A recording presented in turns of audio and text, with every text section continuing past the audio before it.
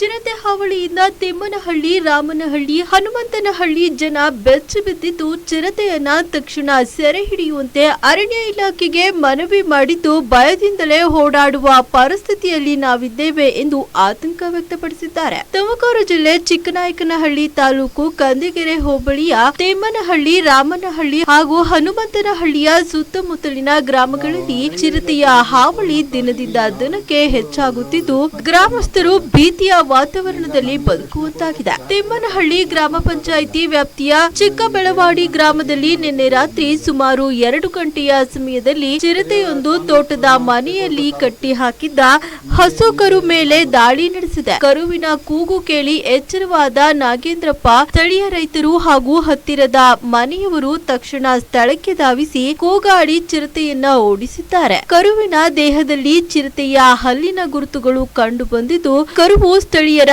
ಪ್ರಜ್ಞೆಯಿಂದ ಪ್ರಾಣಾಪಾಯದಿಂದ ಪಾರಾಗಿದೆ. ಗ್ರಾಮಸ್ಥರು ಈ ಭಾಗದಲ್ಲಿ ಚಿರತೆ ನಿರಂತರವಾಗಿ ತಿರುಗಾಡುತ್ತಿದೆ. ರಾತ್ರಿ ಹೊತ್ತು ಕಾಡು ಪ್ರಾಣಿಗಳು ಮನೆ ಬಾಗಿಲಿಗೆ ಬರುತ್ತಿರುವುದರಿಂದ ಜನರ ಬದುಕಿನಲ್ಲಿ ಭಯದ ವಾತಾವರಣ ನಿರ್ಮಾಣವಾಗಿದೆ ಎಂದು ಆತಂಕ ವ್ಯಕ್ತಪಡಿಸಿದ್ದಾರೆ. ಅರಣ್ಯ ಇಲಾಖೆ ಅಧಿಕಾರಿಗಳಿಗೂ ವಿಷಯ ತಿಳಿಸಲಾಗಿದೆ. ಆದರೆ ಚಿರತೆಯನ್ನ ಬಂಧಿಸಿ ನೆಮ್ಮದಿ ಒದಗಿಸುವ ಕ್ರಮ ಕೈಗೊಳ್ಳದೆ ಇರುವುದನ್ನ ರೈತರು ಖಂಡಿಸಿದ್ದಾರೆ. ಇದಕ್ಕೂ ಮುನ್ನ ಹತ್ತಿರದ ಹನುಮಂತನಹಳ್ಳಿ ಗ್ರಾಮದಲ್ಲಿಯೂ ಇದೇ ರೀತಿ ಘಟನೆ ಸಂಭವಿಸಿದೆ. ಕಳೆದ ಅಕ್ಟೋಬರ್ 19ರಂದು ಸಂಜೆ 4:30 ಸುಮಾರಿಗೆ ಕುರಿಗಳನ್ನ ಮೇಯಿಸಿಕೊಂಡು ಮನೆಗೆ ಬರುತ್ತಿದ್ದ 13 ವರ್ಷದ ಬಾಲಕ ಸೂರ್ಯ ಮೇಲೆ ಚಿರತೆಯೊಂದು ಹಠಾತ್ ದಾಳಿ ಮಾಡಿತ್ತು. ಬಾಲಕನ ತಾಯಿ ಸ್ವರೂಪ ಅವರ ಮುಂದೆಯೇ ನಡೆದ ಈ ಘಟನೆ ಗ್ರಾಮದಲ್ಲಿ ಅಚ್ಚರಿಯನ್ನ ಮೂಡಿಸಿತ್ತು. ಸೂರ್ಯನ ಮೊಣಕೈ, ಮುಖ ಮತ್ತು ಕಾಲುಗಳಲ್ಲಿ ಗಾಯಗೊಂಡಿದ್ದು ಸ್ಥಳೀಯರು ಧಾವಿಸಿದ ಕಾರಣ ಚಿರತೆ ಓಡಿ ಹೋಗಿದೆ. ಬೊಕ್ಕಪಟ್ಟಣ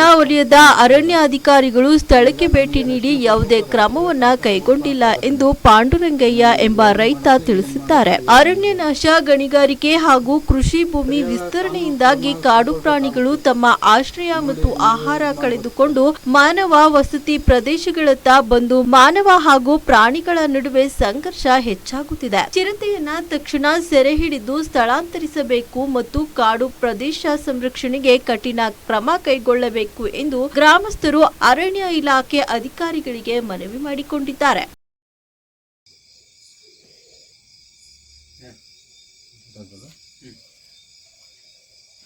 ಅರಣ್ಯ ಇಲಾಖೆಯವರಿಗೆ ಫೋನ್ ಮಾಡ್ತಾ ಇದ್ದೀವಿ, ಯಾವುದಕ್ಕೂ ಅವರು ರೆಸ್ಪಾನ್ಸಿಬಲ್ ಮಾಡ್ತಾ ಇಲ್ಲ.